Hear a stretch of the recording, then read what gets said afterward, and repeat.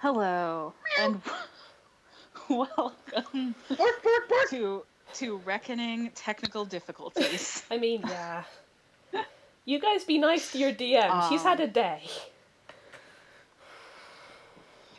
This is me being nice. Oh my god. Previously, on Reckoning Tangaroa, the party had a crossover, and the DM wrote notes on that crossover, and then the DM's computer decided to give up the ghost, and then the DM's computer froze, and then the DM's phone froze when she tried to access the notes, and then somewhere in there, presumably, some things happened, none of which the DM remembers, because normally she just takes copious notes on this shit.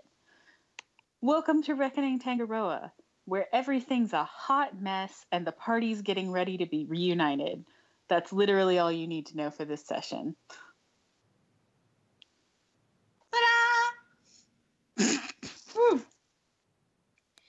So I believe we have, now who was it? Orin and Orin, Vincent, and also Emma. Emma's... Mm-hmm. And Emma And has June. also arrived. So they are all in the Hallowed headquarters. Emma just got hit in the face with her own hand by a dying butt plug, right? Yeah. That's what I remember from that session. No. Well, the end of that session. No. Alrighty. So were we still in that room? Yes? Yes, you guys are still in the room. There are all kinds of, like, medical personnel coming in and out. You have just watched your new friends from another universe disappear in a big flash of light. But in a good way, in a going home way. After Layla just told Orin that he was getting 5 more CJs. No. Yes. No. I love them all. It is a thing of beauty. P.S. Hannah, you now have my permission to play all the rotoms. Also, assign whatever genders to them you want. Like, I've just been kind of cycling through all the pronouns. But Amazing. up to you. Excellent. My phone screen just shut off. I can no longer read the chat. Oh boy. Darlene, do you want to borrow my laptop? No, wait, it came back. Oh, Okay. thank fuck. It may be iffy throughout the evening because for those of you who don't know, my phone has also been crashing and turning off at random intervals. No. So for the sake of people listening, usually there's some kind of like faulty programming, I think, that is telling it like it's out of battery at random times when it's clearly not out of battery. No. And I have it, and usually it comes back when I have it plugged into a charger. So I have it plugged into a charger right now, and hopefully the phone will be like, I can't be out of battery, I'm plugged into a charger. And hopefully it also won't explode. Challenge accepted. What kind of have to dream, honestly? Oh, it's an iPhone. Like, That makes sense. mostly Samsungs explode, so... Well, yeah, but iPhones, after every once in a while, they send out basically a kill switch for any versions of the phone that are so many years old. Yeah, I believe it. What? Like, That's iOS some 9 killed my post-apocalyptic dystopia shit right there, man. No, they want your money. They prophesied this in robots. They did. Yeah, they did, and Apple still is doing it. Oh my iOS God. 9 killed my 4S because I accidentally downloaded it. Oh my god. We should probably play a game. Yes. Yeah, let's play a game and try and forget about Technical woes. So, anyways, back to the thinly veiled dystopia. Wait. Actually, this is not a thinly veiled dystopia. It's just it's a topia with some thinly veiled issues. Yes. I mean, they have free healthcare and education, so they're doing better than a lot of people. Very true. And now we're playing fireworks or gunshots. Okay. Oh, for fuck's Fireworks. sake. God bless America, you guys. It's not the Fourth anymore. The session is such a mess. It's when it's in a month of the 4th still, so there are still fireworks. Yep. Independence Month. Yep. Yeah. And don't forget Independence 2 weeks before Independence Month starts. And then Fireworks Clearance Day. Mm-hmm. Yeah. See, over here we have to wait until annual Burn a Catholic Day, like civilized people. Fair. Civilized people. Okay. Alright. So we're in the room. You're in the room. The medical personnel are mostly focusing on treating Pixel and other people who got, within the blast radius of the strange butt plug creature. Pokemon is a kid's game.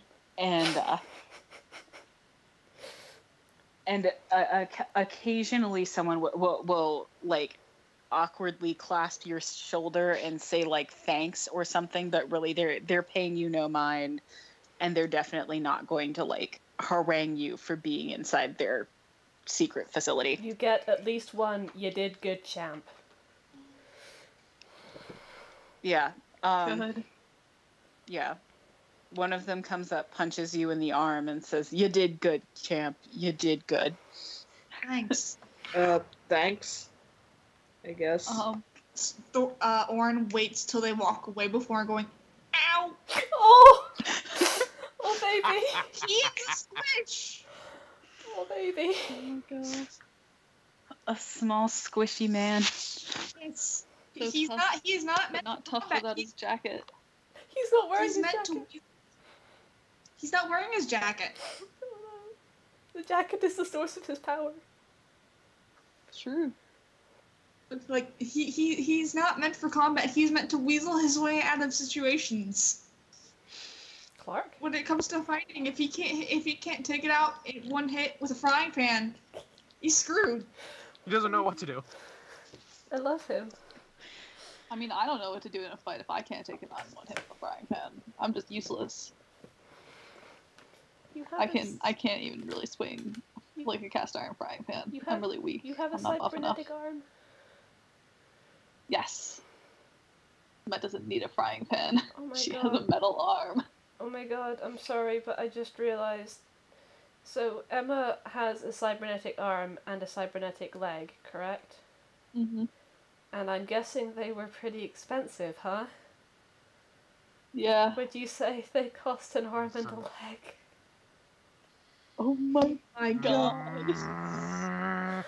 Dally, I do not have the technical capabilities to aggressively drop you from this call, and also I do. you're streaming. No, she's But- I'm streaming! Fine, I'll But leave. imagine that if it was not extremely inconvenient in a technological manner, that you were aggressively dropped from the call for a couple of minutes Okay. Yes, Mom. for punning. Take 2d4 pun damage. Good. I just can't believe no one else thought of it before. June appears to have just decided that the bow she was holding earlier is hers now. Good. And she's got that, and she's kind of looking around, and she finally goes, "Okay, but so we didn't get our friends back?" Emma Apparently not. raises her non-cybernetic arm and says, they were just behind me. Oh, I'd really like it if we could get everyone back. No one in particular. I care about all of them, but also if we could get Grr back. Oh! But also nods. everyone else, I don't want you to think I don't care about them. I would like Emma it nods if we again. got CJ without the additional CJs, please. And then kind of like glances at the door and is just like, I think we better find Bert too. I think he might be a little worried. Bert is having anxiety, separation anxiety. By which I mean he doesn't know what you're doing because he can't keep an eye on you. You fucked up a perfectly good bodyguard is what you did. Look at him. He's got anxiety.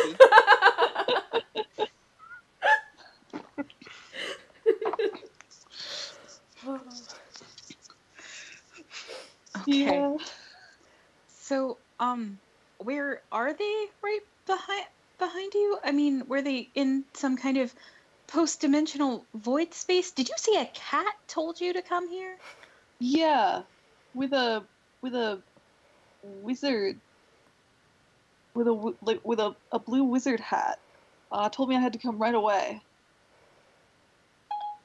Oh god, Siri, I don't want Smacking at your arm. Stop it. Shut up. Emma? Shut up.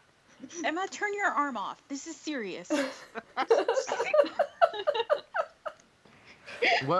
Where is the Actually- portal in this room? Emma, why can your arm even talk to you?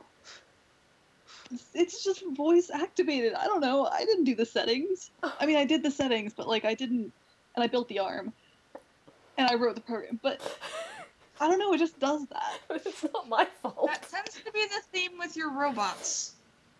Where's the portal in? I'm still working out some bugs. It's in the library. I mean, I really thought they would have been here by now. Hannah, will you In, let in us this know when we room, arrive? where is? Hunter, the portal is not in this room. Emma came out in the library. Oh. She just Oh, came okay. out way ahead of the rest of us because of wibbly wobbly timey wimey and arrived Do it too loudly. so Okay. that she could actually have fun with the boss You fight. were also dropped from this call. You aren't in this call, but you're dropped from this call. Did Thea or Leo or Luna? It's Thea. Libraries are a great place for gays. Well, I mean, She said libraries are a great place to come out. Just don't do it too loudly. Oh my god. Thea, you were like added to the call. All libraries are gay now. Just so you can be dropped. No. She gets to sit by me. Dally says you get to sit by her and you're added to the call now. I hate you and your computer that works. Oh, Okay. you'll have a working computer soon, Debbie. Train wreck. Okay. It's okay. We're only in the Alright. first 15 minutes. They don't count. That's not what your mom said last night. Oh my god. Alright. Emma's gonna start going like back to the library. She's gonna try and retrace her footsteps. Orin is going with Emma. I'm sorry. Okay. I've taken too much burn damage to continue.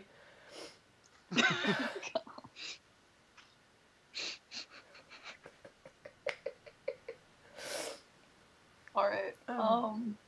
Yeah, so Emma's heading back. I'm heading back to the library. Orin is going with. Assuming I don't get lost. June is following whoever looks like they have a plan very anxiously. Oh. Emma has a plan. Her plan is to go to the library. Orin's plan is to follow Emma. Follow Emma. June is also aggressively spritzing anyone who gets too near to them with antiseptic and other first aid solutions. I feel like June's just like had it. Like they finally snapped. Just June's a little more aggressive. Just a little. So, She just needs some hugs. while she's walking, Emma's gonna be like doing like systems checks on her arm, on the little display on her forearm. Your arm appears to be fine, but it still occasionally gets voice activated for no reason. And also, all of your notes on Pokeball construction have been wiped out by the power surge. No. That's fair. That's fair. Why? why. I wanted a spider pigeon. That's exactly why. I wanted a I'll spider tell you pigeon right now, friend. you can't catch spider pigeons with Pokeballs. Beast balls, maybe. I mean, that's the kind she had. She had the specs for. Alas. She's just like, alright, I'm gonna have to recreate it from memory. A new project. A spider pigeon hisses malevolently at you from a nearby tree, but it doesn't seem to want to attack. Okay. It just knows. Alright. You make it to the library with no further incident. Alright. Kavita looks up from her book at all of you trundling in and says, "Are you always this late?" Apparently. Emma's gonna raise her hand and say, actually, I think I was early. She flips back a few pages, considers the notes, and says, "Right, carry on." I love them. A glowing tear in, space, time, the dimension, appears in a corner, and everyone from the crossover comes tumbling out. You see Bert, who immediately looks ready to fight. Bless him. Grr and Graves doing whatever Grr and Graves are doing. And you see CJ, a grown man, huddled on the floor, clutching various home appliances lovingly and murmuring to them. Oh my god. Good. Seeing these home appliances is going to assume, after seeing what just happened with the other Pokemon, With the dildo.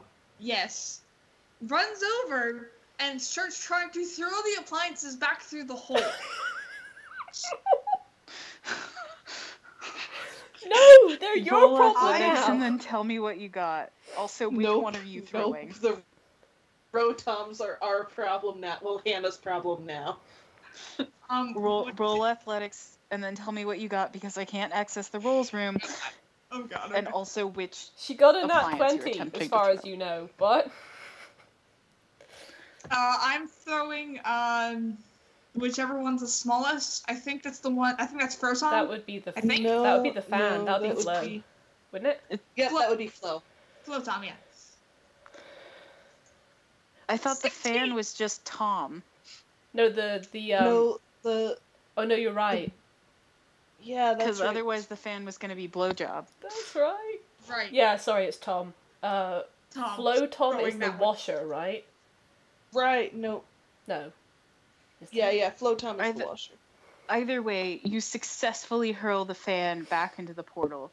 It goes soaring gracefully back in, and then look up, No. and you will and a second portal that appears to be glowing. Oh god, I forget which direction they go. A second portal, glowing orange, appears above you, and the fan. Not even the dimension wants him. I just love the mental image of it pops into the portal world. Gladys goes, "Oh hell no," sends it back. You I think don't want you that fucking hear shit. a very dumb, kind of sleepy sounding voice saying, "Hey man, Cave Johnson didn't make me." But that can't be right because it's a fan. No, no, no, no. I don't want these. No, no, no, no, no. Not after. No. I like CJ, them, says Emma. CJ looks up at you and goes, hey, why are you throwing my friends? We just got out of there, man. They don't belong here. They belong with people who love them. Neither do I. Emma nods, in agreement with CJ, much to her own surprise. Thanks, man. I always knew you were a bro. I felt like we had a lot in common. All right, but here's the question, CJ. Are you going to feed them and take care of them and change their newspapers? Of course, I love them. I'm gonna take them for walks every day. Man, they even have appliance cords, so I don't have to get them leashes. Oh my god. Okay. Emma looks at the one that's literally a washing machine and starts brainstorming wheels. Orin just kind of sinks to the floor and is just covering his face and going, May I say that while all this shenaniganery has been going on, Grr has flopped out of the portal, checked that Per is still situated on their head, then looked around, zeroed in on June, and do you remember the... You are too late. You're too late? You are too late. Remember the time you met June. Yes. June is attached to you now. June has barreled directly at you. So basically what we have is an inverse of the reunion between June and Grr from the first session Grr arrived. Yes. Grr falls over, doesn't care, hugs June. Oh. You're never getting up again. June is on top of you. Yep. Grr has no complaints, they're just hugging. Grr missed Your June. characters really seem to glad spend a that lot of everyone's back time safe. getting hurled into alternate dimensions and then being picked up and carried around. Or, Yeah, It you is know, my lot in I've life. noticed this. Yeah. They just mutter, Grr missed June. June missed Grr too. Nuzzle. Bert kind of ambles over and awkwardly pats Vincent and Orin on the shoulders and says, I'm glad she isn't dead. Thanks for that, No problem. you two. Only them. Honestly, yeah. Orin is still just kind of going, I was just like, don't worry, Bert, it wasn't that big a deal. Don't tell him about how she nearly got possessed by a phantom butt plug. Is this in or out of character? That's out of character. Grr wasn't there for that. Okay. Okay. Because if Bert finds out, he is 100% calling your mothers. No. He's calling them anyways. But So he's remember going when to one of tell her them moms he phoned... went to an alternate dimension and briefly got possessed by a butt. I just... Actually, you know what? I'm just remembering when Oh, she no. phoned Emma on her Vincent arm. is activated. And she phoned Emma on her arm and went, and her first words were, a bomb? And now it's going to be, a phantom butt plug? A phantom butt plug? I act indignant at calling a rotom a butt plug, but I cannot help but do it myself. It's like me and all the memes you create about things I say. I'm not gonna lie, I keep trying to call the rotoms, but I keep forgetting what they're called, and so I just have to call them the butt plug. It's just motor spelled backwards. Oh yeah! Oh, that actually helped me a lot. Thanks, bro. My small son. Did Helping you me once guys- again. Okay. I didn't know that. It didn't occur to me. I'm smart in other ways, Anyway. okay? Emma's just like, yeah, Emma's just like, where were you guys? You were like right behind me. Just gonna kind of skirt over that whole thing. Actually, though, Vincent is gonna say, "Oh yeah, is your arm okay?" She looks at it, kind of gives it a little tap and says, yeah, it's yeah, good as new. Ma'am? It's fine, and there's no reason Yeah, why it you shouldn't know be. the whole thing with the Pokemon that messed with the electricity and sucked it out, but you know it works just fine. Roll bluff. Do I even have a good bluff? I don't even remember. Let me see. Realistically, probably not. I've got a +3. You might roll high. That's not bad. Yeah, +3 is pretty good for this system, right? Oh, don't that one. Oh, also, not that we will be rolling super much today, but everyone needs to keep track of their own XP because my XP table is also on my computer. Fair. Alright, I got a 9. Ma'am? I mean, it's fine. Like, nothing happened. May I inquire as to the nature of the nothing that happened to your arm, ma'am? Oh, there was like a little dude. You know, about yay Ma'am, high. you refer to everything smaller than yourself as a little dude. You are going to have to be more specific. It was one of Please. these things that's infected the appliances. Yeah, actually, I think it was like these fellas. Your Yeah. arm became terminally stupid, ma'am? Yes, but it's fixed now. Did it do anything else, ma'am? I mean, It hit her in the face. not really. It hit her in the face and said, haha, stop hitting yourself before it died. Yeah, it did. Ma'am? Man, that was a good boss fight. Yeah.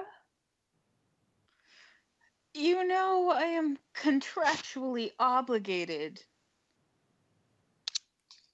Yeah, let me just turn my ringer off.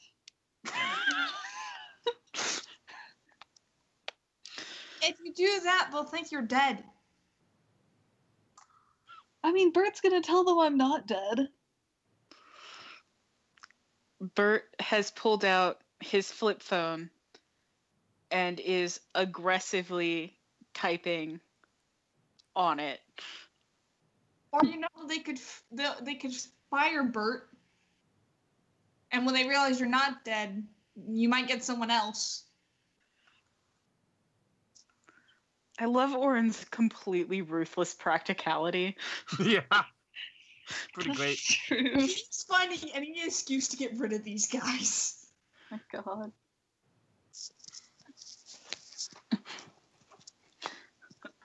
Throughout this entire conversation, you hear boop, boop, boop, boop, boop, boop, boop, boop behind you as Bert attempts to write a full report on a flip phone with a number keypad. And his giant man fingers. Yes. Emma just kind of like thinks back on the multiple versions of phones she's tried to push upon Bert. He has he has a very nice display case for all of them. He thinks it's touching that you keep giving him little technological doohickeys. It also means that you have a much longer time frame to figure out some excuse. To do damage control.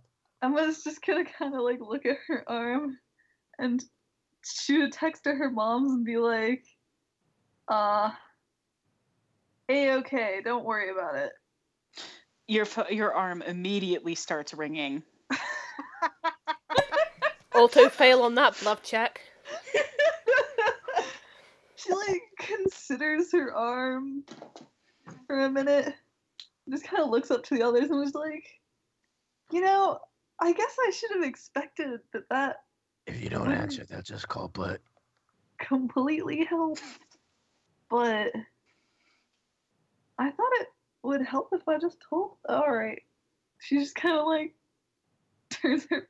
She silences the ringer. Well, she doesn't silence it, but she like hangs up. Do you hit the fuck you button on your mother's? I mean, she's still trying to figure out what just happened. I went through a tunnel. Please assume No, actually, from this point onward. She's gonna pick up and she's gonna say, "Oh, sorry." Emma, we know that's you. Emma, I taught I'm you how to going- program a receptor Ta- myself. Oh. Ew.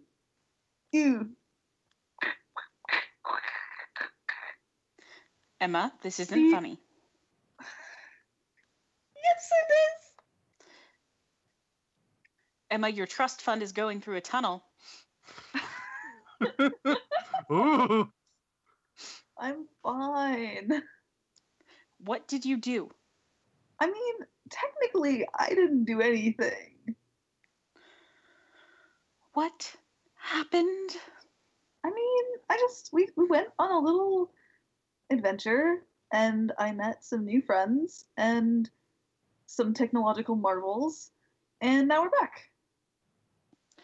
Sweetheart, when you say new friends and technological marvels, what do you mean by that?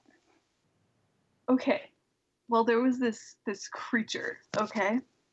And they were like living electricity or something. I couldn't get like a really good look because, well, anyway, so I couldn't get real close. And so, but they sucked electricity out from like everywhere. And they Darling, yeah? darling, a good portion of your body is made from electricity.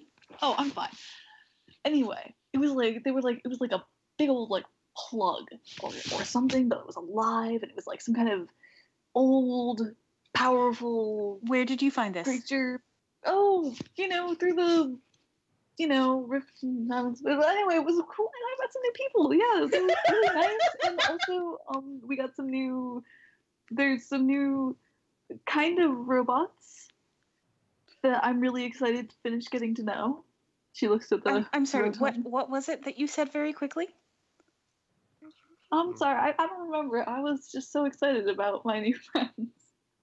Behind you, you hear a final and ominous boop. Oh no. Emma? Time's up, Emma. Emma? Yes. Your bodyguard has very large fingers. Surely he doesn't mean that your arm was briefly possessed by an animate butt plug. Emma, we You have made Bert always say butt plug. encouraged a healthy sexuality, and I know you like playing with your little robot friends. No. This was a sentient robot creature ghost Butt plug. robot that had nothing to do with any of that. I didn't build it. Him, her. Anyway, she wanted to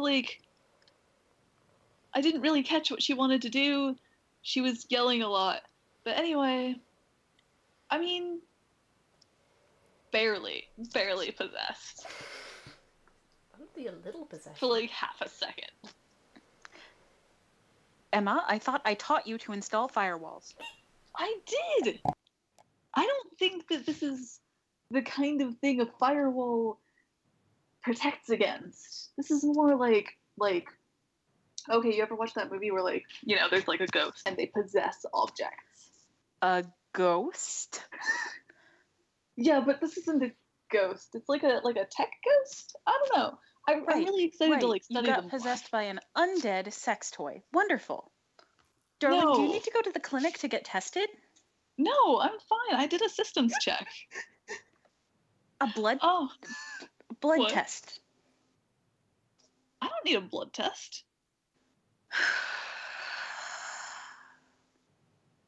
Your mother and I will discuss this and get back to you. I mean, alright. Anyway, I just wanted to text you and let you know I was okay. I hope y'all are doing good. Say hey to everyone for me. I was taken out of a board meeting by the news that my child felt the need to text me out of the blue and let me know that she was fine, followed shortly by the fact that she was somehow possessed by a sentient butt plug. Look, it's not And I have now actually said the word butt plug to my own child many more times than I ever wanted to say it. And also, you could have died. but I didn't. That is hardly the issue on the table right now. Well, it's not like I chose to go through time and space. It just kind of happened. Emma, are you saying through time and space very quickly? I mean, I don't know, man. I just talk and things just come out. You know, I think I'm going through a tunnel. You are not going through a tunnel. I think I might be a tunnel of you know, I just gotta think about what I've done. Emma, do we need to come get you? No. I understand you wish to finish your education, but if it has become unsafe for you on that island... No, it's perfectly safe. Mrs. Emma's mom, Grr will look after Emma. Oh, hello, dear. Hi. Also Bert, but Oh, Grr Grr's can there. help. Everything's fine. Darling, you do know that, you were reported as kidnapped, right? Grr realizes their Gosh. mistake. Grr is Yeah. going through a tunnel now.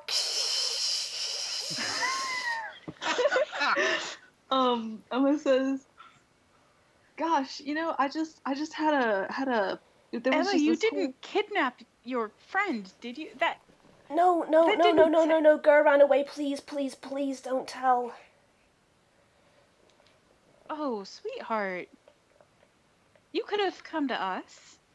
Grr, We want, Grr knows, well, but everyone to be safe, not just our daughter. Grr knows, but Grr wanted a fresh start somewhere. Grr didn't want to mooch off of anyone. Oh. My knowledge of your whereabouts seems to be going through a tunnel. Thank you, Mrs. Emma's mom. Emma says, "Thanks, moms." You Love you. are not out of the metaphorical doghouse. No offense, Gert, dear. None taken. I'll be right back. I need to use the bathroom. Emma's mom hangs up. Alright. Emma takes her hand away from her face and is just like, "Well, I think that went well." Agreed. Sorry, Emma. No, Gurr, you're fine. I'm sorry, I didn't mean to. I'm glad it worked out. Blink, blink.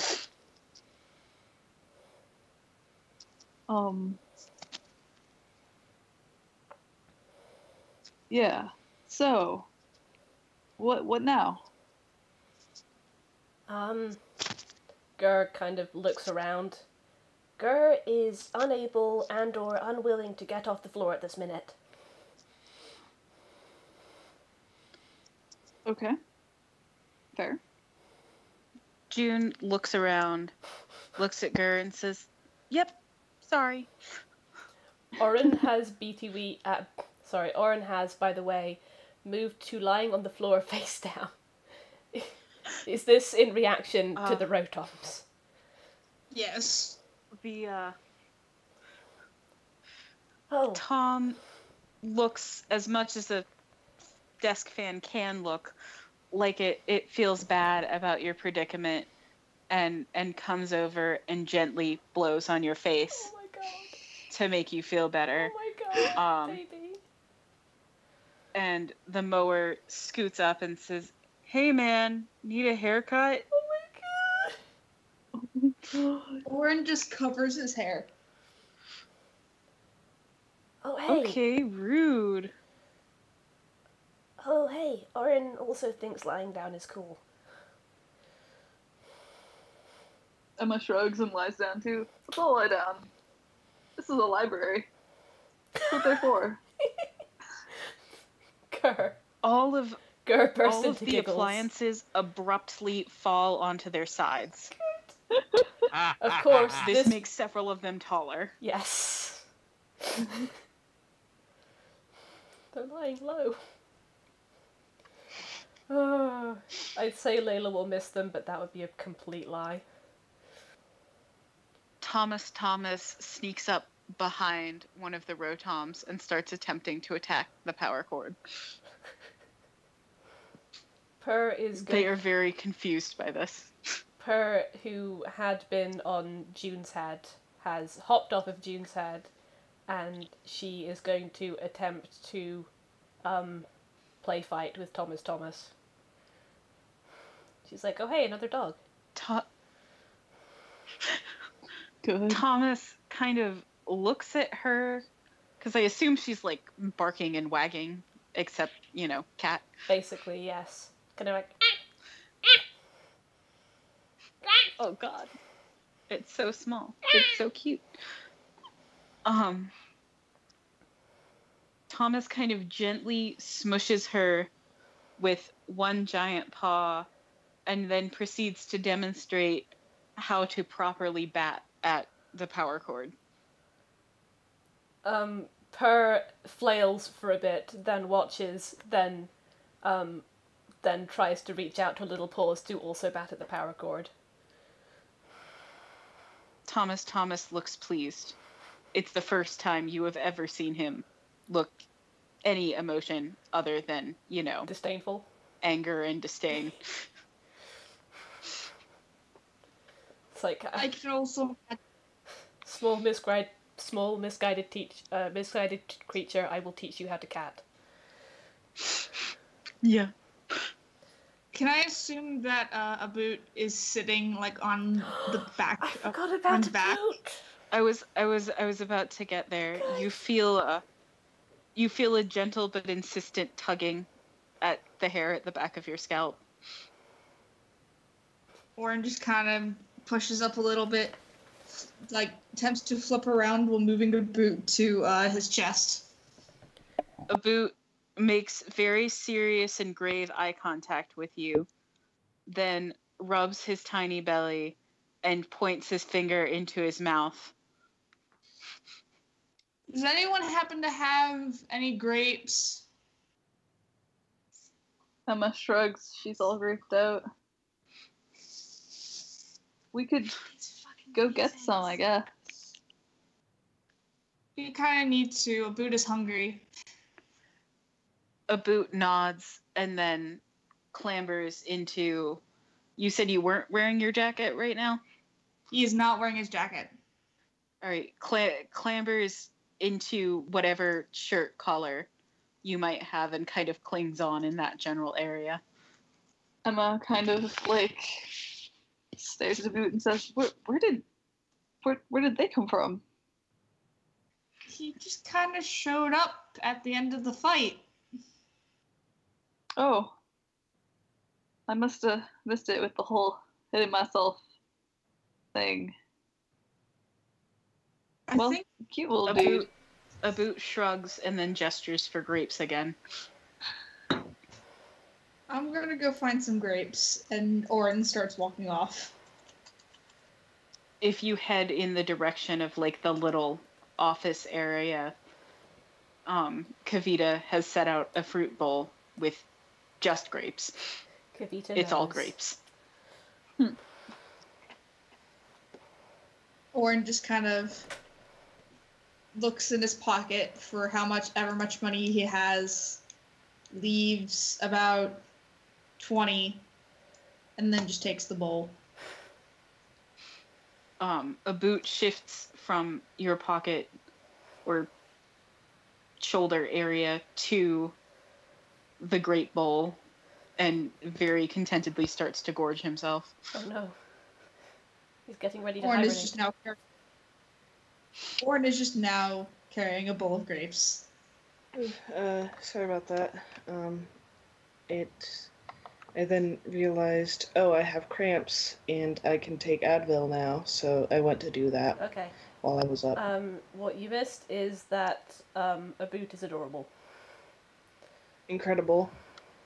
I'm so excited. So I'm not cute. sure whether or not you missed Per and Thomas, but Thomas is teaching Per how to cat and be appropriately disdainful. The disdain isn't working, but the cat worked a little bit. I think she's mostly improving her ability to dog by studying the cat lifestyle, but Yeah, pretty much. Good. I'm so proud. Per will always be a dog, but she can multi-class. Excellent. CJ has gathered up all of the, gather-sized appliances into his arms and says, "Okay, we're ready." Do you need help with that, buddy? Yeah, could you get Flo? He's kind of big. No offense, buddy. I don't mean it in like a you're fat way. You're the perfect size. Just, for a washing machine. Okay. And Vincent tries to carry Flo. Roll athletics, I guess? Roll to carry the washing machine. Alright, I need a sec. Dolly 2 all over again. Fuck, can I have a link to the rolls room again, please? I'm sorry. Damn it, Andre beat me Yes. to it. I'm always one step ahead. Yep. Always. Hey. Hey! Rotom was not pick-upable, but CJ kind of has like an elbow nudging him in the right direction. Right.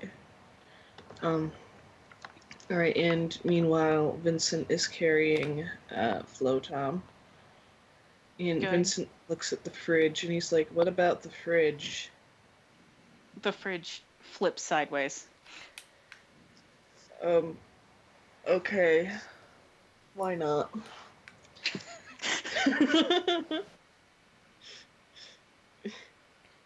Alright, where to? Grr just blinks and says, "If they're ghosts, can they float?" They do have You levitate. hear the collective hum of confused and hardworking exhaust fans.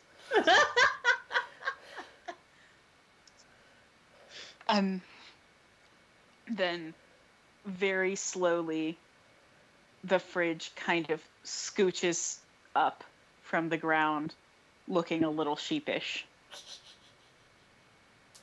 Oh my god. The washer briefly jerks out of Vincent's hands and plummets straight down. Vincent leaps backwards to avoid having his feet crushed. It leaves a dent in the floor. Fuck! The washer then kind of scoots back upwards and puts itself back in Vincent's arms. You can float, man. It does not move again. Just wants to be Fine. held. Fine. Whatever. Fine. And Vincent carries the washer.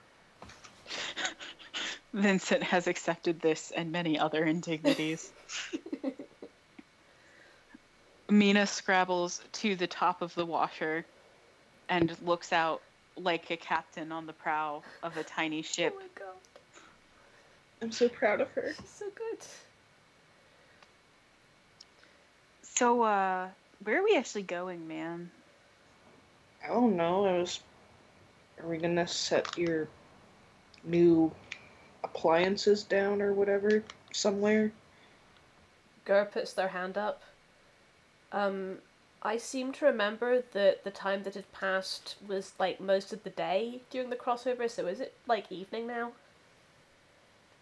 Getting close to there. Grr puts up their hand. It might be getting close to swooping time again, so maybe we should get the ledger tomorrow and find somewhere to settle down for the night. That's a good idea. We can stay at my place if you guys would like. I don't know, set up some mattresses and sleeping bags. Sure. Oh, great. I have to go to work anyways. See, Orin just casually turns his head slowly to look at CJ. Grr also just looks at CJ. What? You know, your girlfriend ain't gonna be happy about your new friends, right? My new friend is her mom. Oh, I wasn't supposed to tell you guys that, like, at all. Oops. CJ is friends with Iz? I mean, like, not friends, like, I read a thing online that said you shouldn't try to be friends with your boss. You should just try to be friendly. Because you've got to maintain professionalism. And I don't know what professionalism means, but I can be super friendly. I haven't hit on her once, ever. Orin just holds the bowl better with one hand, and the other just kind of slowly moves into facepalm position. A boot who now is weighed down heavily by a astounding number of grapes, sort of scrabbles up your shirt with his tiny hands and then gently places his wings over your face. Baby. Thank you, Boot. He pats you on the chest. He's here to support you. So anyways, CJ? How does being friends with Iz work, or how does CJ feel about working for Iz now that Iz doesn't really trust Orin?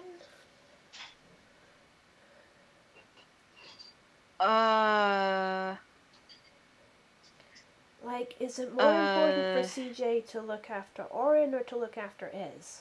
Grr's just kind of wondering. Oh, Orin, duh.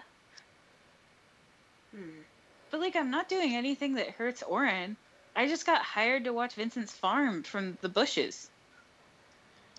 Right. Listen, What man, were I've you got to, watching like, be at your for? farm watching you in, like, 15 minutes. So if we could get over there. Alright, I tell you what. If I'm carrying your shit, you're gonna tell me what you're on my farm for. Oh, yeah, I What's didn't hear you. I'm sorry. If you want me to carry your shit, you're gonna tell me what you're on my farm for. Oh, man, that's not fair. My arms are all noodly, and you're so strong. Life's not fair. That's what my mom always told me. But usually she was holding my report card and saying it to herself. God damn it. Okay, I'm okay. I'm okay. I'm not, but I'll try to be. Alright, so, Vincent says, well, do we have a deal? Yeah, sure. Okay. So Grr would like to add that, like, CJ expounds beyond just being hired to watch Vincent, please. Yeah. Oh. Okay. But can we go watch your farm? So, like, and can I come inside this time? I get swooped all the time. One of them pecked me in the ass.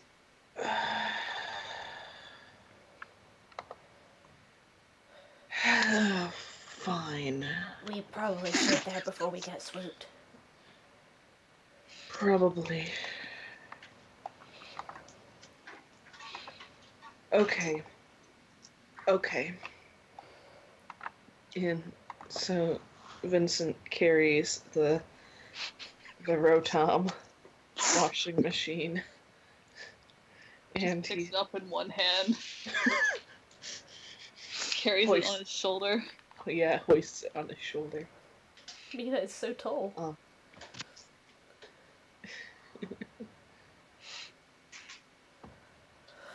Mina's so powerful. Always. Mm-hmm. The cord of the washing machine comes up and curls around Mina's middle like a little safety belt just in case. No. Oh no. Oh my god. Why is this happening? Because the washer so she doesn't is fall? good and pure. He's a good washer. So as we're going, Vincent goes, so, we had a deal. While we're walking, you do your end. Oh, okay. I get hired to watch your farm and document your comings and goings, And I was originally supposed to make Is like a color-coded schedule of when you were there and not there. But then I said, Is what's color-coding? And she sighed really loud and said, never mind, just write it down. Okay, for what purpose? Well, I think it's because somebody wants to, like, buy it. It's like a real estate thing. Yeah, well, I've told them before that they're not getting it, so... You didn't say over my dead body, did you? Because, like, usually they send me to go get the people that say over my dead body because they think that's, like, funny, you know? But I don't want to kill you because you seem like you'd be really angry about it. And you're not gonna kill me. It's just not gonna work, pal. Yeah, probably not. Usually the people I kill are smaller and, like, asleep. Uh-huh. I'm good at killing people who can't defend themselves, okay? Uh-huh. I have talents. Yes. He is unfortunately right. Thanks, man. I love you too. That was not... You know for a fact, that's not what I meant. Yeah, but I mean... A girl can dream, can't they? I would really, really prefer if you didn't. Yeah, I see that. But is it okay if I keep sexually harassing you? Oh my god. Lord. What the fuck? Wow, okay. Just straight up. Okay. Orin does not answer this. He just walks away. Just petting a boot on the head. That's fair. A boot preens and eats more grapes. I'm proud of him. CJ looks around and says, did I say something wrong? You don't... You can't... I would tell you, but I don't think you would understand. People say that to me a lot. I wonder why. Me too. Oh my god.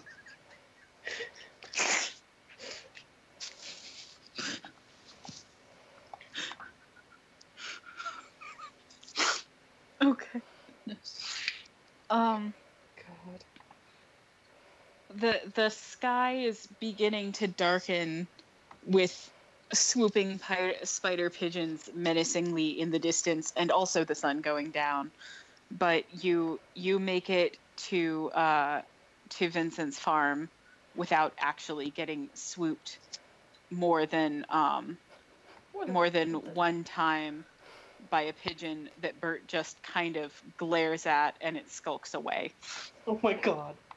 He has saved up a lot of disapproving glares, you guys. Good. Is there anything we find at Vincent's farm of note? Well, the animals are doing fine, and you see that some of the cactus lizards have decided to climb the ceiling of the greenhouse in which they live, but they're still in there. They're just kind of hanging out. Are these the literally? Ceiling. Are these the cactus lizards that we have Zero to blame for? Yes. Yes. Thank you, Zero. They're Vincent casually waves at his lizards. One of them kind of carefully removes its big sticky hand from the glass and then waves back. Oh, And then continues photosynthesizing how friendly. while it still has a little bit of evening light to do so with. I'm so proud. I'm so proud. They look very content. They're very rainbowy and colorful. I'm so proud. In the distance, you also see one of the silk goats doing something that appears to be aggressively waving a red flag atop a pile of chairs. Vincent decides to check on this. They bray loudly and kind of rhythmically when you approach. Can you hear the silk goat singing the song of Angry Goat? Oh my god. When you make eye contact with one of them, it dramatically bleats and faints, toppling from the barricade. Oh my gosh. Okay. And then another one runs after it and kind of nuzzles it, and they both make very loud, long, sad honks for a while. Oh my god. And then the flag waving resumes. Vincent is watching this. After a minute, he walks away, and then he returns pulling up a chair. I would like to point out that... Are you... Sorry, go ahead. You could literally be either Jean Valjean or Javert in this instance. This is true. It's French J, it's Javert. That's a Spanish J. Javier, the lawman. And I'm Javert. Do not mispronounce my name. I would like to point out that during the walk, in lieu of, not, kind of having to stand up and shit, Grr has settled for holding June's hand. They do briefly let go now in order to applaud the Thespigoats. June is kind of clinging to your side like a koala, but you have your hands free. They only applaud a little bit, then they resume holding June's hand. Very much with the air of, if one of us is getting pulled to another dimension again, we're both going. Yeah. The goats are startled by your clapping, and all of them faint. Oh my god. Grr looks slightly dismayed, and isn't sure whether this is part of the act or not. Emma looks at all of you, smirks, and says, "Hey, what's the sound of one hand clapping?" And then she pokes her arm and moves her hand back and forth in the air, and the sound of clapping emits from a speaker. Grr giggles. Oh my god.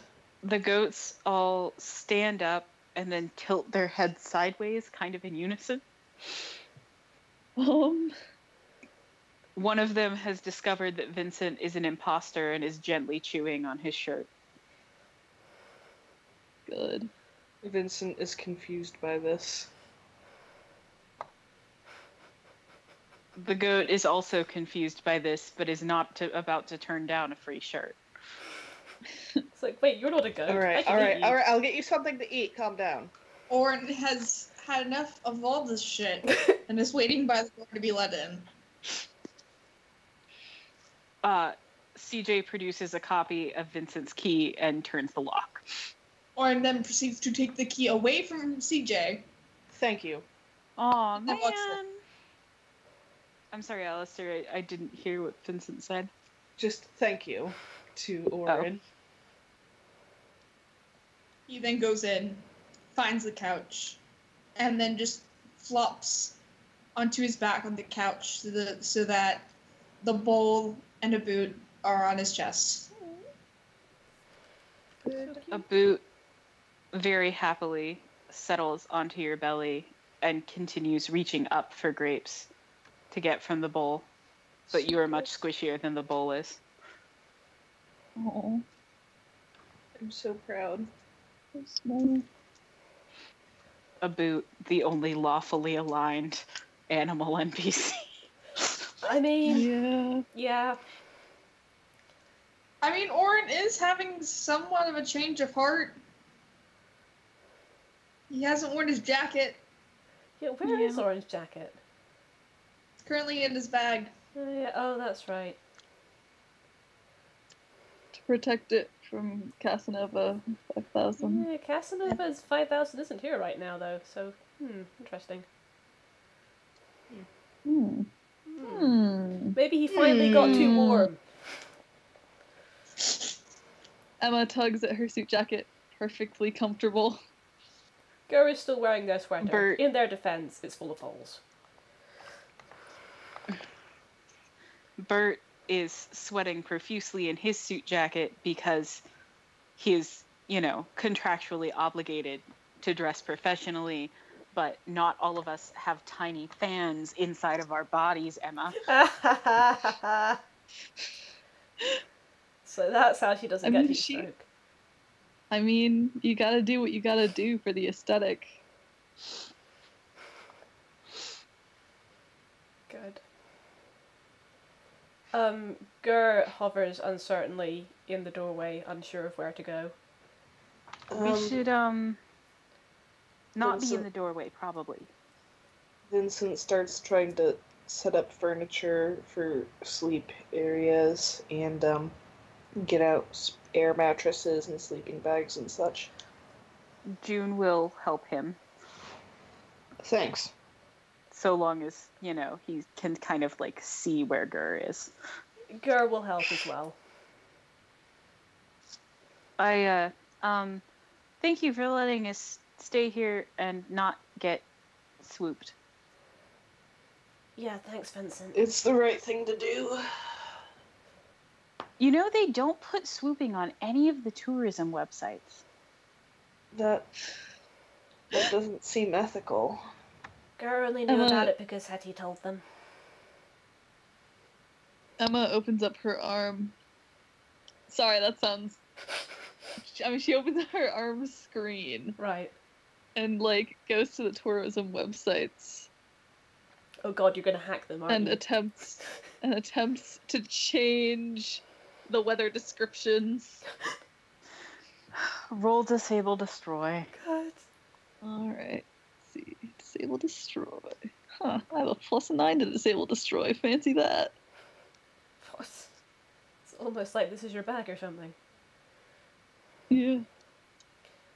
Every so often, by the way, while Grr is helping to assist Vincent and June set out furniture and whatnot, they do have to stop, pick up a sneaking away purr, and place purr back on their head, because purr keeps wanting to go over and investigate a boot, but Grr remembers that that Orin, on whom a boot is situated, is afraid of cats.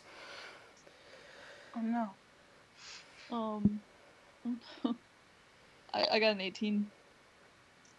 All right, you successfully changed the tourism website. Woo! Nice. I want you to know that my little tagline, because I do the taglines for my dice, is #the swoop is real. Good. Thank you, dear. You're welcome, darling. Bert has produced and handed over to Vincent a couple of spare air mattresses and sleeping bags. Oh, thanks. Vincent sets them up. Where did Bert get the spare? Don't question this.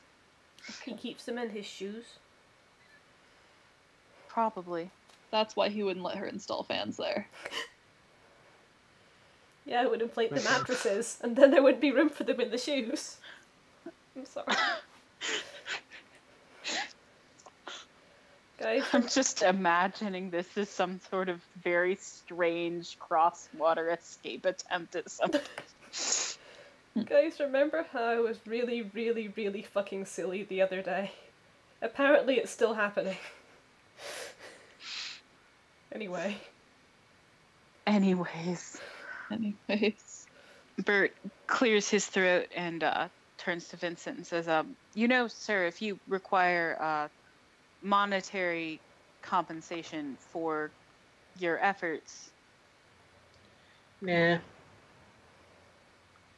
Just nah. That's all he says. Very good, sir. Yep. Grr purses their lips and goes, that reminds Grr, Grr should look for a job.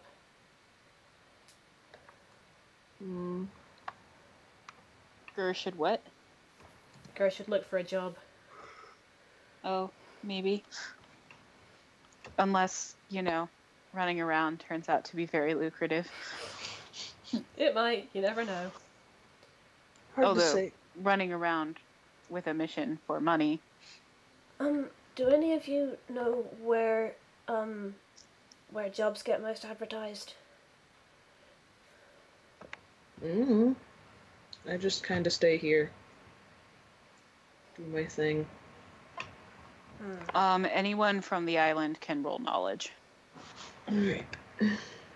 Okay. Rolling knowledge. Finding my knowledge check. Ha! Better than my disable destroy. So smart. Orin has no idea. He rolled a 7. And Orin's the one who will probably also need a new job. I rolled. What are we rolling? Vincent, Graves won't know. Oh, okay. But it's... It's a knowledge check for the islanders to see if they know where jobs are listed. I got a 14 with my plus 10. Graves, Do I get a bonus for having the internet literally in my arm? I mean... No, because you rolled a 4, Allie. Yeah, Does but Vincent know? that's Wait, Vincent already said he didn't. Oh no. Well, it could be like the time that I did that with Hero, and then and the it's Morse like, code. wait, yes, I remember. Oh, fair enough. Yeah, you could just be like, well, you could check whatever, I guess. Fair enough. Yeah.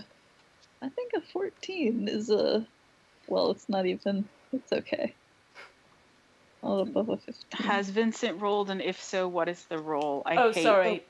Vincent rolled a everything. 15. Yeah. Yeah. Okay. I'm gonna say Vincent passes. Okay. You remember that that there is a job website called monstermanual.com. Okay. What? Vincent says, I guess you could always check monstermanual.com. That's what it's called? Yeah, that's what it's called. Grr nods, just gives a very sort of serious nod, and looks fidgety, seems to decide there's no time like the present, and pulls out their phone and starts typing in the website. Orin also does this. Poor Orin. Mm-hmm. CJ looks at Orin, clearly confused, and says, "Hey, wait, man, are you quitting?" Did CJ miss the part where Iz doesn't trust Orin anymore?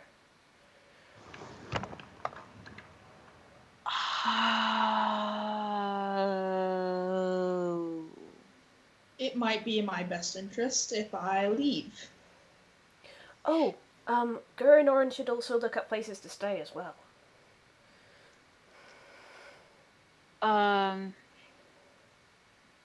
Oh, did you need a place to stay? Emma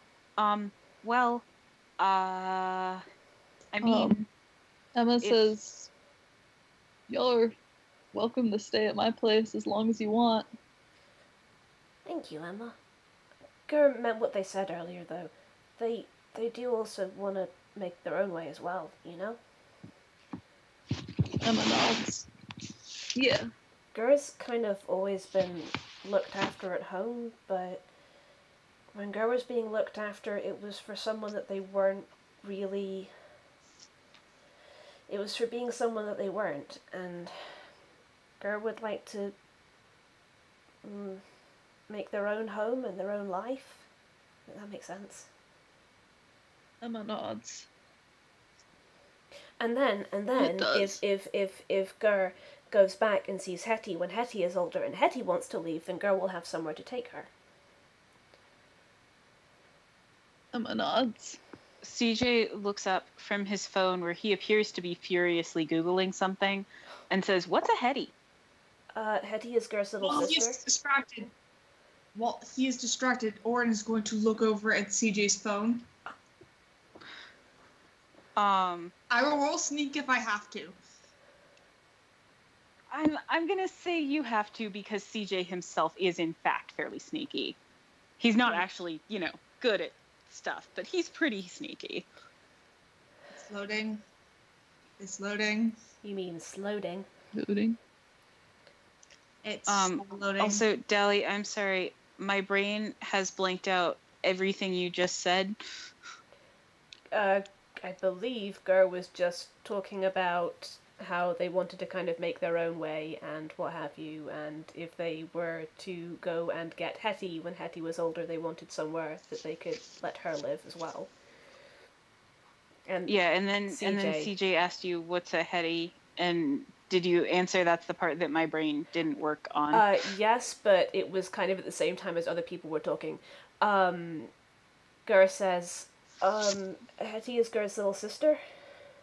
Oh, that's cool, man. I always wanted siblings, but my mom said that I was enough for her, really. But that's really cool. Is she, like, super little or, like, kind of little? She's 10, and she's really smart. Aw, that's so cute. I wish I was smart. Is 12 to be enough, or am I gonna have to re-roll? I'm sorry, 12? Is that what you said? Yeah. I'm gonna say yeah, it's enough. Okay. It's a the Google, which is in all caps, the search bar says best friend not want be sexually harassed anymore? ? Baby. Oh my god. Orin is just gonna see this, sigh, and go back to searching on his phone. He tries. He's got some learning. He'll get there one day. He'll get there.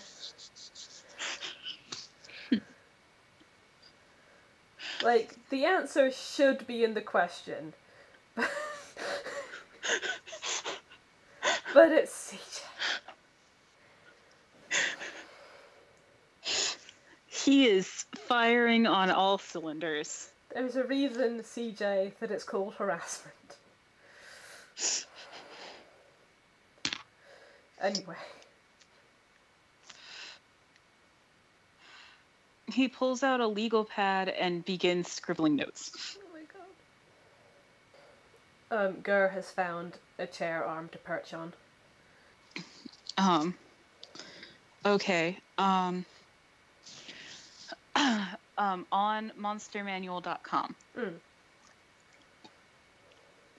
You find a few job listings. One says spider pigeon removal specialist. Grr scrolls past that one. Orin, all possibilities open? If you... God, I don't have my notes. I'm sorry. We could just say that Grr takes some notes down to look at later because it's late at night. They're not exactly going to apply for anything right now. So we can just say that they do that, and you can get back to us with potential job openings when you actually have access to your notes. Yeah, I'm hoping my computer will stop pitching a fit, and if not, I'll have my new computer soon. Like, is it on your drive, or is it on GDocs? Yeah, it's on Drive. Or Google Drive, not the... Yeah, that's what I mean. Sorry, I forget that it's called Google Drive now. I still keep calling it Google the one Docs. that's in the cloud. It is in the cloud. Also, like my head. my mom says that Grr makes her heart so warm and mushy. Aww. Yay! Thank you. That makes my heart warm and mushy. Oh no. Anywho. Okay, so you guys take some notes on possible job leads. Yeah. June kind of looks alarmed at the prospect of having to, have a living situation. And doesn't doesn't really give a straight answer on where he's going. Is June Just kind of is June okay? alarmed. Like, is it? I just kind of still working on that whole. I mean, like, I've got, student housing right now, but I'm still kind of working on that whole not going home at the end of the term thing, or, well, not having a home. Or is June not allowed to go back because of the situation, or does June not want to go back because of the situation? I'm not really legally allowed to. Well, I mean, I guess I'm technically. I mean, me going back isn't illegal. It's just that I'll probably immediately be arrested because, I, not to put too fine a point on it, but I kind of think my uncle doesn't want me around. Grr just clings to June. Like, point the first, Grr clings to June's arm. Point the second, they look deeply thoughtful. Does Hamlet exist in this universe? Let's go with no. Okay, never mind then. All the same. Why wouldn't June's uncle want June around? Oh. Well, I signed over my shares in the company to him when I had to leave. But that's good for him, right? That means he gets more shares. Yeah, several billion IGUs worth of good. So, did June want to do that, or did June get pressured into doing that because of the situation? I mean, he didn't exactly like there was no gun to my head or anything. It just, I don't know. I was really scared, and the way he explained it seemed like the best idea at the time. And I mean, technically, I'm not sure I have those shares to give away anyways, because nobody's found my dad's will. So, the only way that June would get those shares, and with the arm that isn't clinging to June, Grr has put away their phone and is kind of scratching their chin. The shares might be my mom's. I think they're kind of legally speaking in limbo right now. But if the shares were left to June, then... Which they might not have been. But they might have been left. They were left to someone. And did June's uncle try to get the shares from June's dad before June's dad died?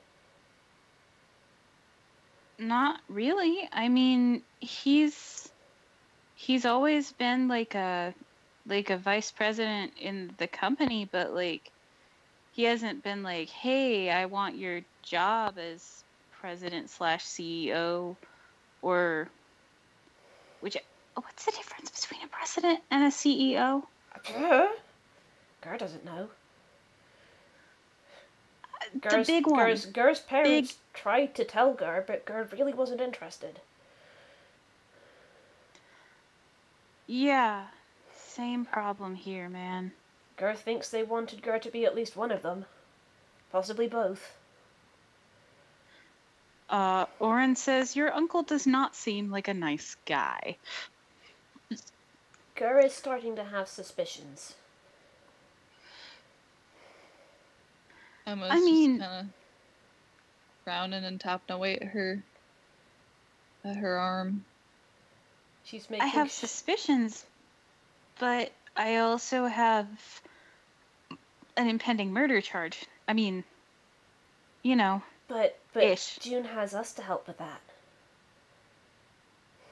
If June can give us the information that June has, and we can do some digging as well, maybe we can find the real murderer and clear June's name.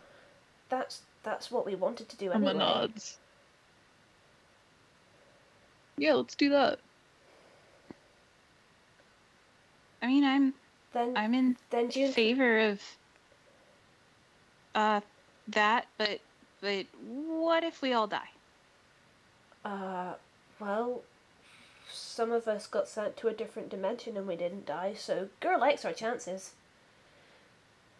Also, my mothers will literally raise us from the grave to lecture us. Points at Emma. Yes, that.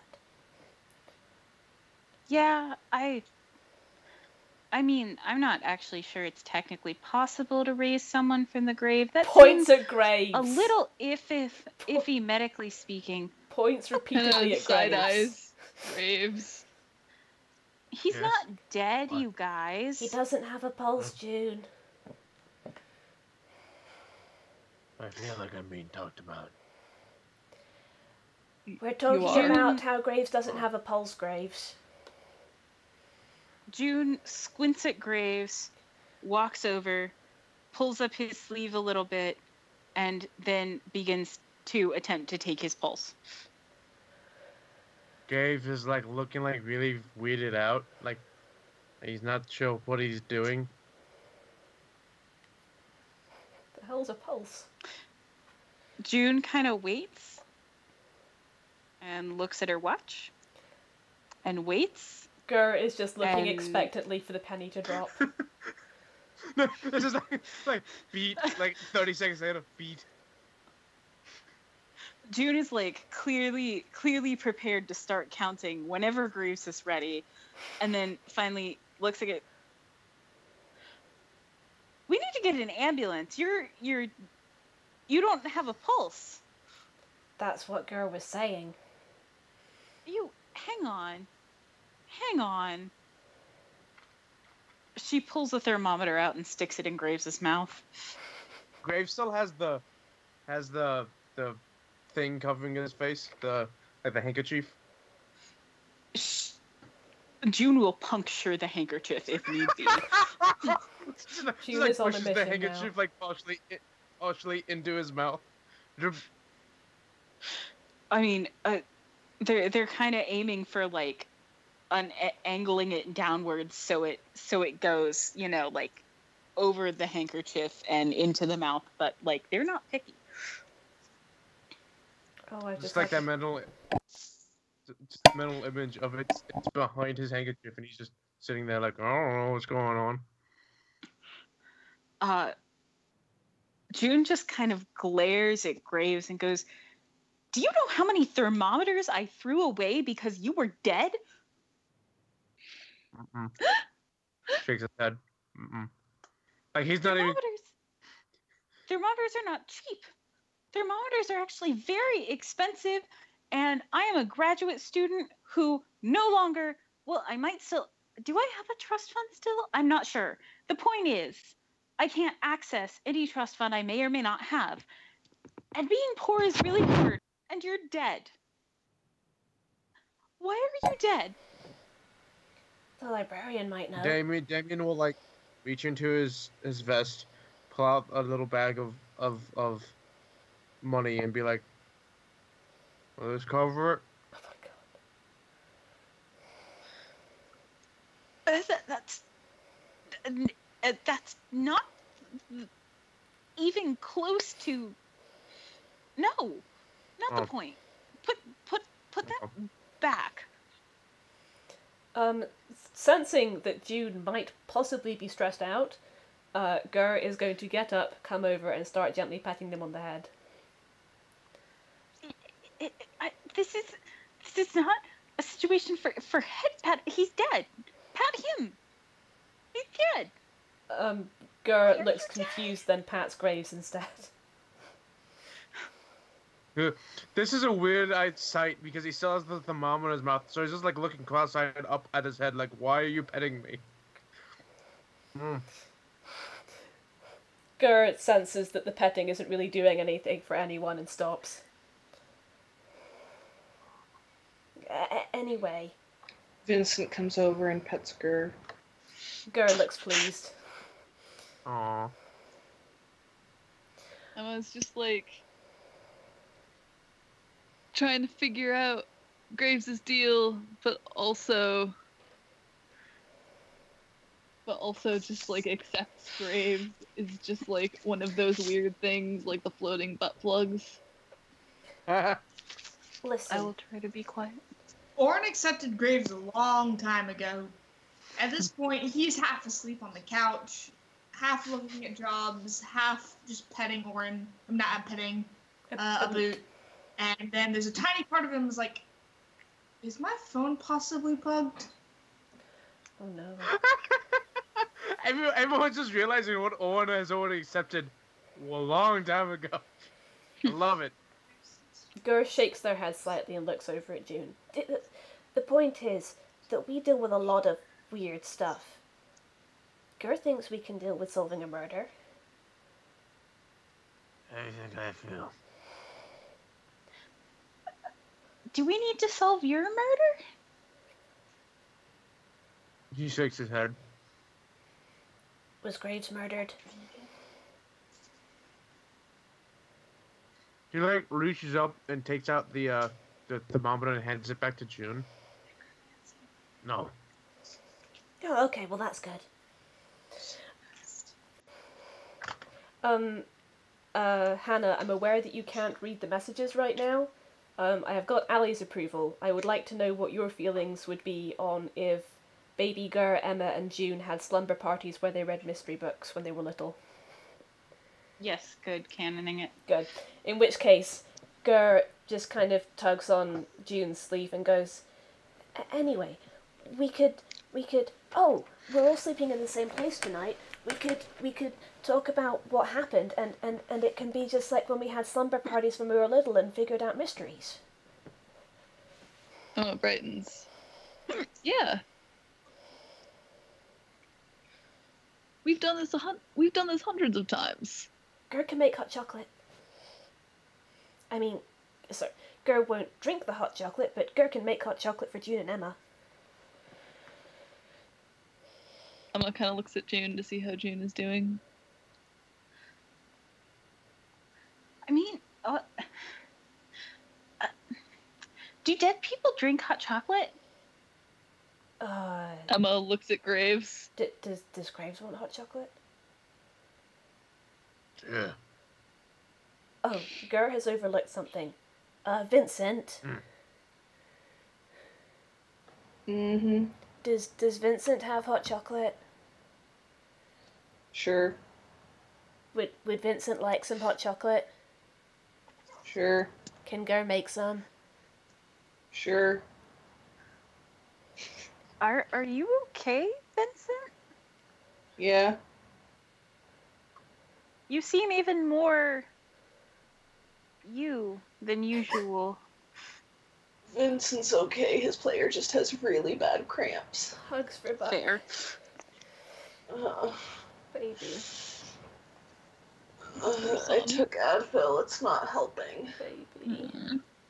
I'm sorry, honey. Can you I'm gonna put try some Tylenol. Yeah, can you put something warm on your belly? Is it too hot for that? I don't know. I'm just gonna get some Tylenol. I'll be right back. Okay. Grr looks around. Do Bert and CJ and Orin want any hot chocolate?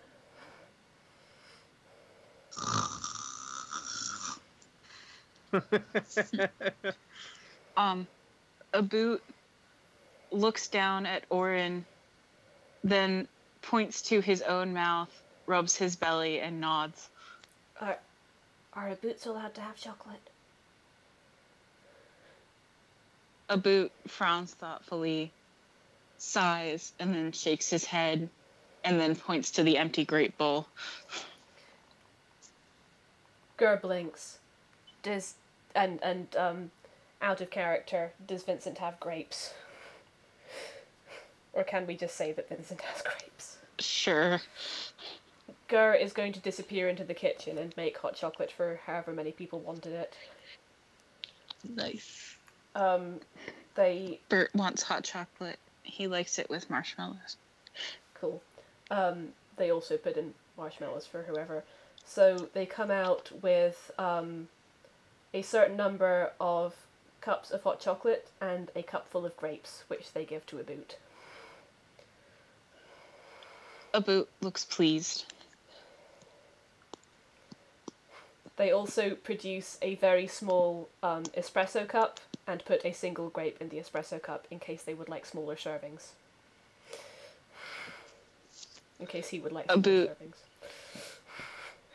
A boot eats the grape out of the espresso cup, climbs into the espresso cup, and then continues eating the larger serving of grapes. Orin, you now have an espresso worth of monkey. Mina looks as though she is anticipating receiving her cup of hot chocolate. I'm gonna say that Mina can eat any fucking thing, so yeah, she gets a cup of hot chocolate too. She sips at it very daintily.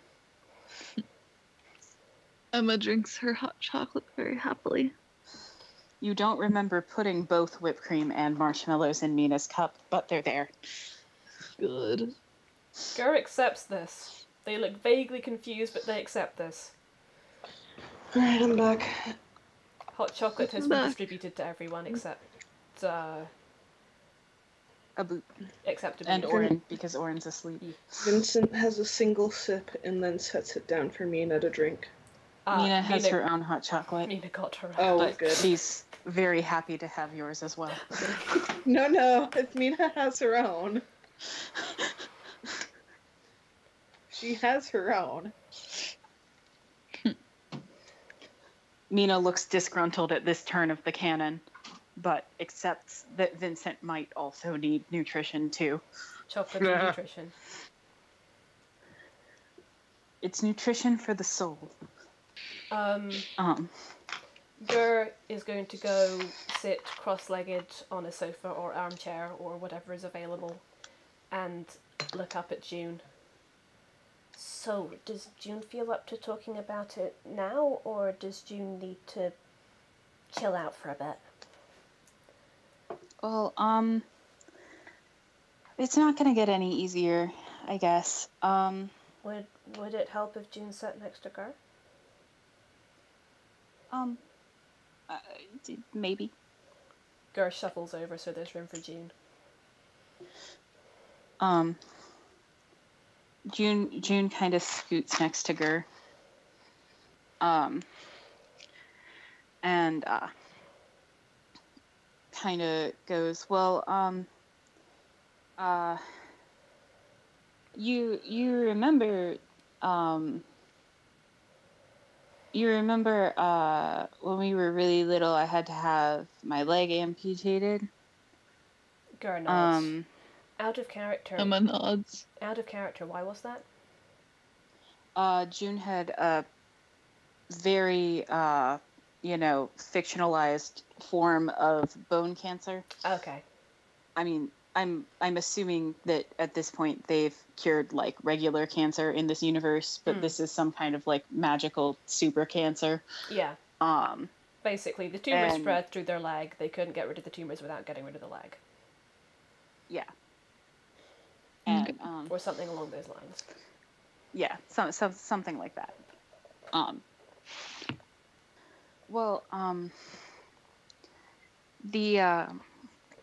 The cancer stuff is it's not like a guaranteed genetic trait or anything, but like it is genetic and okay, I was worried I had been super loud. It's genetic, and my dad got it, and it's I got it when I was a little kid, and I was like okay, but his didn't really show up in like symptoms and stuff until later. And so like by the time they caught it, he was really sick. And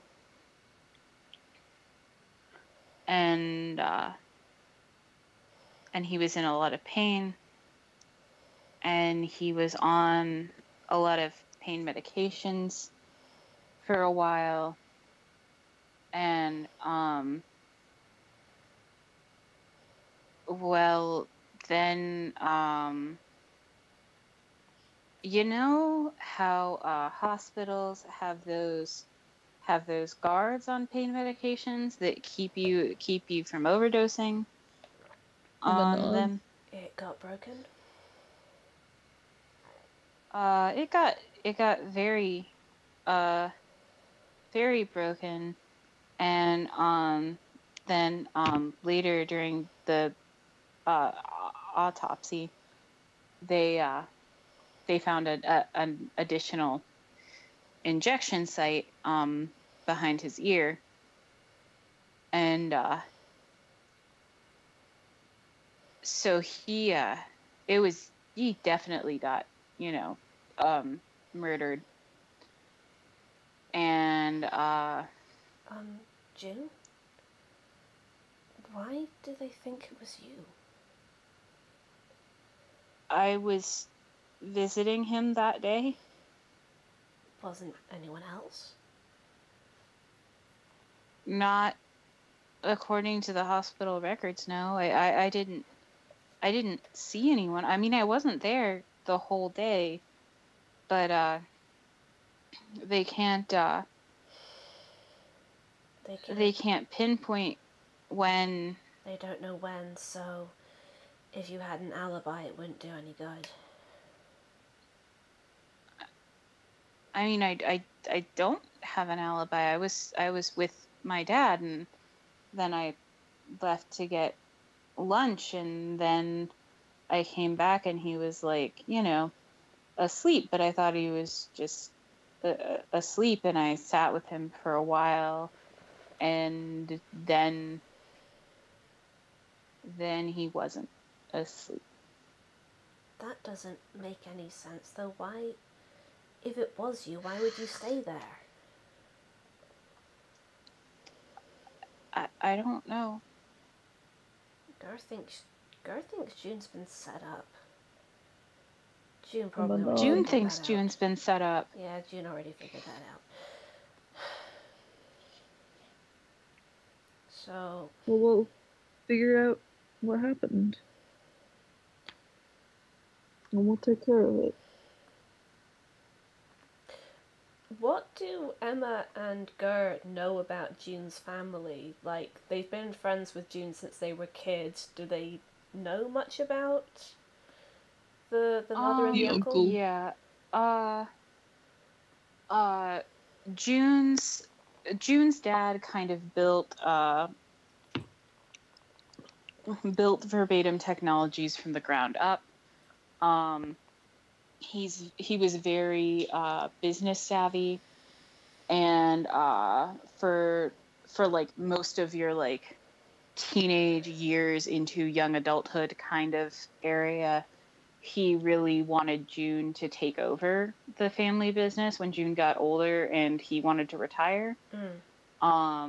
But after June kind of decided to go to medical school and sort of had, a freak out about being afraid of things like public speaking, making decisions, running a business, he accepted that, he accepted that June was gonna go and be a doctor, and was proud of June for doing that.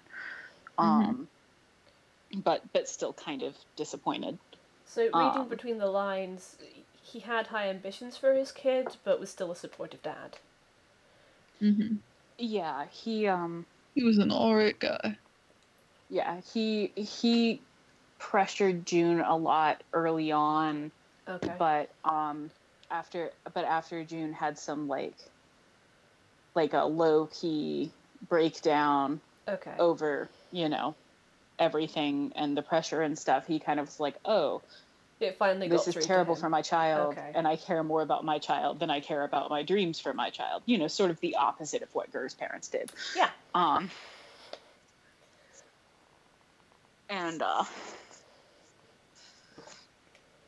And so he kind of shaped up after that.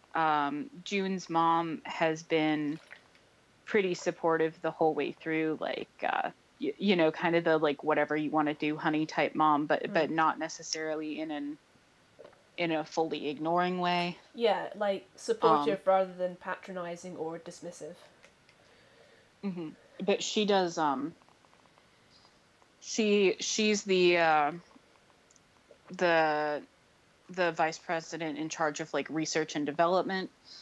And she does a lot of work with technology, so she's not, like, I mean, neither of them were really, like, June's primary caretakers as much as, like, nannies and things were, but, again, like, they kind love of like June. Mm-hmm. But the business has been very much a family thing, you know. June's uncle you don't know as much about because, like, obviously you saw June's parents more. Yeah. But to your knowledge, he's also a pretty alright guy. Okay. Okay. So, I'm gonna imagine then that from meeting them in the past, we don't really have any negative gut feelings about either the mother or the uncle. No. Like, I mean, like, at this point, it's pretty clear that the uncle is shady as fuck. Yeah. But, like, it's not the everyone was kind a of little person that surprised to it's not learn the kind that. of person that they'd go, oh, I knew there was something off about him, because there wasn't anything like that. Yeah. Yeah. I mean, like, he wasn't, like, a perfect saint, but he was never, like, overtly awful in front of you guys, or, you know, that you heard about, like, on the news or something. Yeah. Thinking about Grr's parents, did they ever talk about June's family?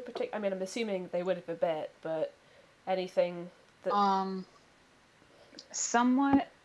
Just because, you know... Grr's parents were in verbatim and not Asclepius, right? Yes. Okay. Grr's parents were verbatim, and they had ladder climbing ambitions. Yeah. They kind of, like, they sort of hated June's family because they were successful in that way that rich people hate each other, you know? Fair enough. But they were, you know, friends TM that went vacationing and things like that, and then they'd come home and... With the bees. Yes, they went vacationing with the bees. And they would then, you know, come home and dissect all the minutiae of everything June's family supposedly did wrong. Can you believe they tipped more than 5%? They totally showed us up. Honestly. Golf game is really slacking. Mm-hmm. And they're just basically, like, salty because they feel like they somehow deserve the success more than June's family. I mean, and we can definitely talk about, like, capitalism in general and stuff, but, like... This leads me to ask... They don't have a lot of They don't have a lot of outside perspective on capitalism. Oh man, does June need to start worrying about their parents being murderous? Oh no. I assume you mean Grr when you said June there. Fuck, did I say June? No, I meant to say Grr, yes. Yeah, I mean, June definitely has thought about... Yeah. But one of his parents definitely didn't do it. True. Mm-hmm. Or did he? Oh my god. No. Suicide. What if he's actually alive? Oh. But in a computer. What a twist.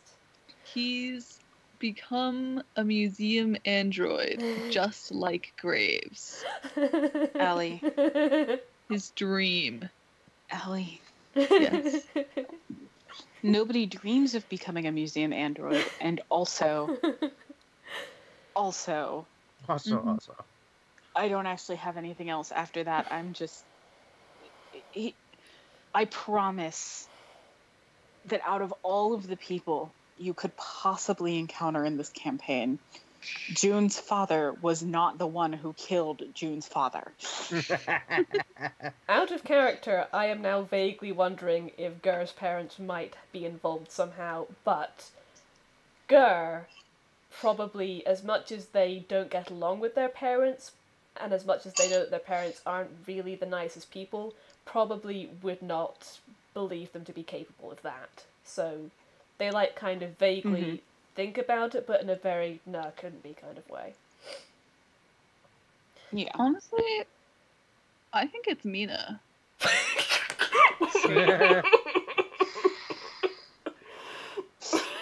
Mina is chaotic neutral, not chaotic evil, Allie. Well, she probably had a good reason. I don't see how that could possibly end up with more food for her. I mean, Well, she does eat everything. She eat people? No, that's we are not pursuing this line of questioning. I hold on, I have a story for you guys on that note. God. Good. When I was really little... Please listen to Alistair's story while I go pee. Okay. Okay.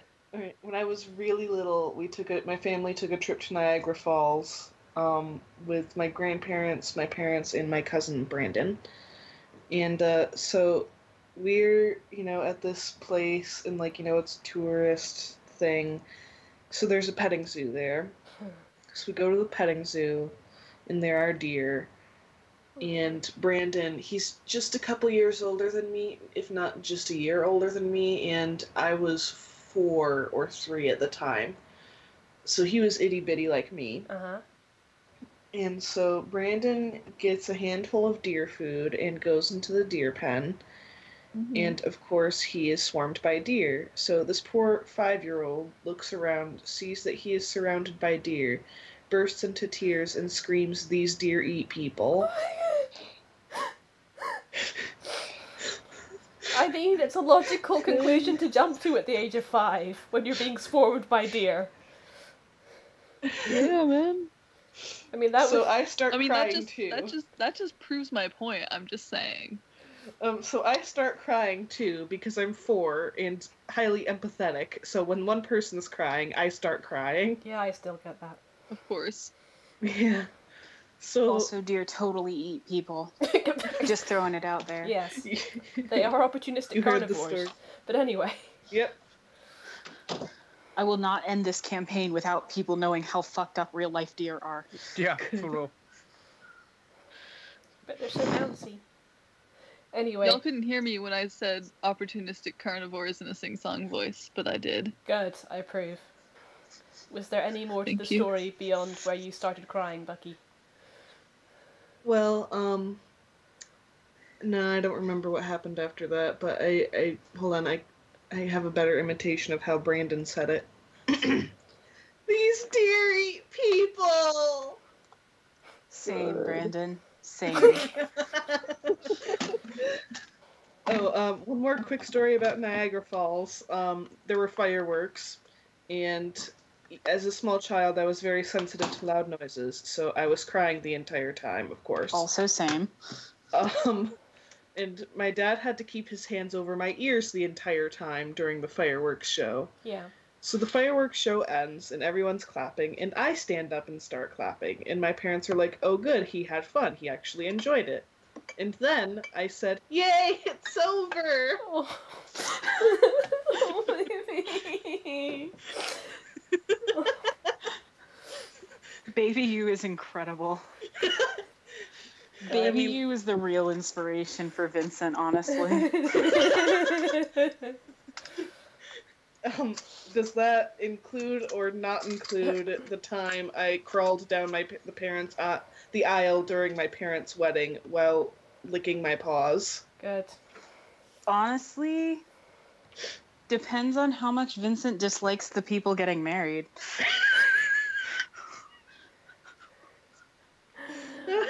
Just send the silk goats. Someone's getting married and Vincent sends the silk goats as a wedding gift. No, as ushers. For some reason, he always gets them back. Thank you for your thoughtful gift. Unfortunately, we cannot care for an animal at this time. It's just like works every time. Out of a gift. And I didn't lose a goat.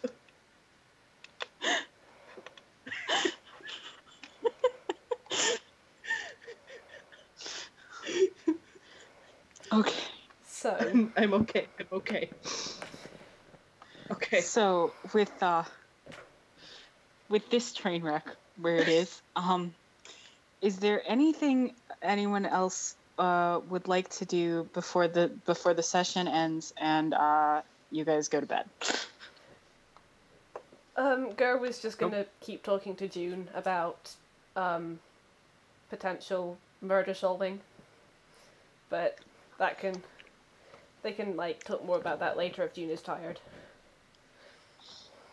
Yeah, I think June is probably done in for the night. June has agreed to maybe some light murder solving, but June has had a rough day. Gur just June wants to go to bed now. Gur just kind of tentatively Gur is just gonna kind of tentatively give June another hug. June will accept hugs and return them. Emma will also offer June a hug and a pat on the shoulder. June accepts the hug, kind of accepts the pat. It only sort of works, but June appreciates that you tried. And June agrees that they can try some more murder-solving strategies tomorrow. I was gonna look up murder-solving strategies online late into the night. Oh, goodness. She's coming back, full on ready. Nerlog Olms. Orin, someone taps on your shoulder at about 3 a.m. CJ, not now. But it's important. What is it? So, I've been Googling some stuff, and, he clears his throat, and I am sorry that I violated your personal and sexual autonomy. He's trying so hard. That was wrong of me, and I will try to be more respectful in the future, and also look up the words violated and autonomy. No. But I understand that you want me to stop hitting on you, and I mean, I love you, man, and it's definitely in a gay way, but like, I don't want you to be uncomfortable with that, because I love you in a gay way. So I'm gonna try to stop. I'm not very good at knowing when things are sexual harassment. Did you know that's wrong? The internet says that's totally wrong, dude. Orin just pats his shoulder, says thank you. I'm going to go back to sleep now. Moves Okay. a boot to his head, and then goes back to sleep. A boot nests very softly in your hair. And CJ kind of punches your shoulder and says, all right, I'm gonna, like, not watch you. Oh, God. Bro. And Good, CJ settles down good to go talk, to sleep. sport. The last thought that crosses Orin's mind before he goes to sleep is thank God no one told him I didn't have a shirt earlier. Yeah. Oh man, I If forgot to tell Vincent's gonna CJ bring that about up. that. We also forgot to tell him there was 2 of Orin. Well, Vincent's bringing that up. No! Meta knowledge! But Vincent, no. Vincent does know. Yes, but Vincent forgot. Nuh-uh. Vincent, no. He's making so much progress. Don't give him temptation this soon.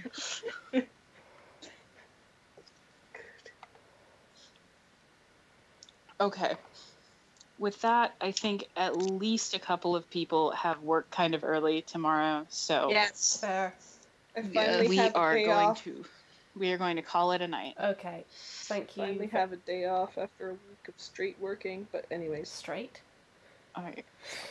Of gay working. There you go. I was gonna say, like, there's no straight working about my working. Okay, thank you very much everyone for joining us. Take care, and good night.